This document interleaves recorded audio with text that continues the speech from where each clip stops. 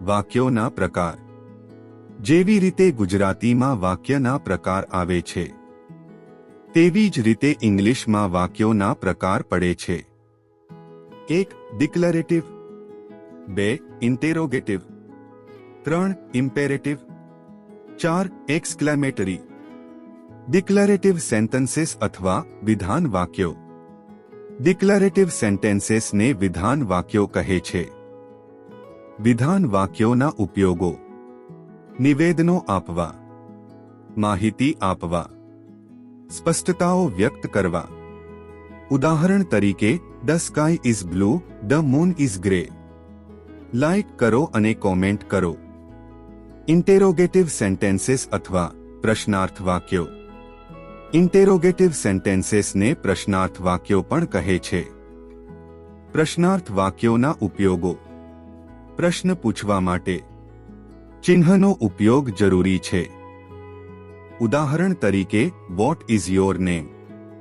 Like subscribe કરતા જજો. Imperative sentences અથવા આજ્ઞાર્થ વાક્યો.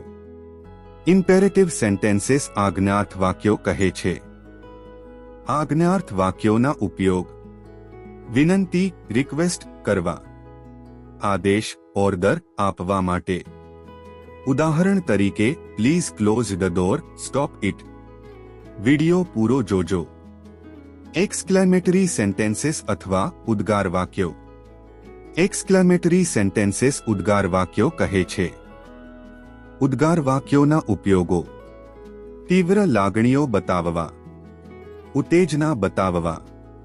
વિડિયો અહીં સુધી જોયો તો હવે પછીના વિડિયોની એક નાની ક્લિપ તો જોઈ લ્યો. અને હા, લાઇક, શેર, સબસ્ક્રાઇબ કરતા જજો. વ્યાકરણ શું છે? કોઈ પણ ભાષા સમજતા પહેલા બસનું વ્યાકરણ જાણવું અનિવાર્ય છે. અંગ્રેજી ભાષાના 8 ભાગ છે, તેઓને પાર્ટ ઓફ સ્પીચ કહે છે. નાઉન, નાઉન સંજ્ઞા. પ્રોનાઉન, પ્રોનાઉન સર્વનામ. વર્બ, વર્બ ક્રિયાપદ. એડવર્બ, એડવર્બ ક્રિયા વિશેષણ. એડજેક્ટિવ, એડજેક્ટિવ વિશેષણ. પ્રિપોઝિશન, પ્રિપોઝિશન સંબંધ બોધક. કોન્જક્શન, કંજગશન સમુચ્ચય બોધક. ઇન્ટરજેક્શન, ઇન્ટરજેક્શન વિસ્મયાદિ બોધક. નાઉન.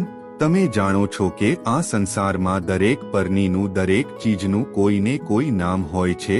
જેમ કે રામ, સીતા, ગોપાલ વ્યક્તિઓના નામ છે. ભુજ, સુરત આ જગ્યાના નામ છે. મેજ, ખુરશી આ ચીજોના નામ છે. અને અમદાવાદ, સુરત આ જગ્યાના નામ છે. આને આપણે ગુજરાતીમાં સંજ્ઞા કહીએ છીએ અને અંગ્રેજીમાં નાઉન.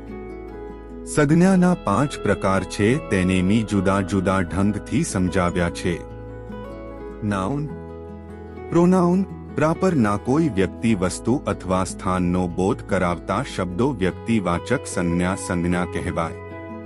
ઉદાહરણ તરીકે, રામ એક વ્યક્તિનું નામ છે. લોકો કહેતી વેળા આપણો ઈશારો ઘણા મનુષ્યો તરફ જાય છે. આ જ પ્રમાણે ગામ કહેવાથી તે એક સાર્વજનિક શબ્દ છે. વિશેષ રૂપે અમદાવાદ કહીએ તો તે એક ખાસ સ્થાનનું નામ છે.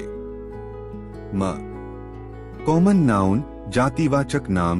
એક જ સમસ્ત પ્રાણી અથવા સ્થાનનો બોધ કરાવતી સંજ્ઞા કોમન નાઉન અથવા જાતિવાચક નામ કહેવાય છે. જેમ કે મનુષ્ય, શહેર, ગામ વગેરે. Collective noun. સમૂહવાચક સંજ્ઞા. કોઈ એક જ જાતિની તરફ સંકેત કરતી સંજ્ઞાને સમૂહવાચક સંજ્ઞા કહે છે. જે સંજ્ઞા શબ્દથી સમૂહ અથવા ઝુંડનો બોધ થાય છે. જેમ કે આર્મી, સેના, હર્ડ, ઝુંડ, ક્રાઉડ, ભીડ. Material noun. દ્રવ્યવાચક સંજ્ઞા. ગોલ્ડ, સોનું, સિલ્વર, ચાંદી, આયરન, લોખંડ જેવી ધાતુઓનું બોધ કરાવતી સંજ્ઞાને દ્રવ્યવાચક સંજ્ઞા કહે છે. મિત્રો, અમારો આ વિડિયો તમને કેવો લાગ્યો એ જરૂરથી જણાવજો. અમારી ચેનલને લાઇક, શેર, સબસ્ક્રાઇબ કરો.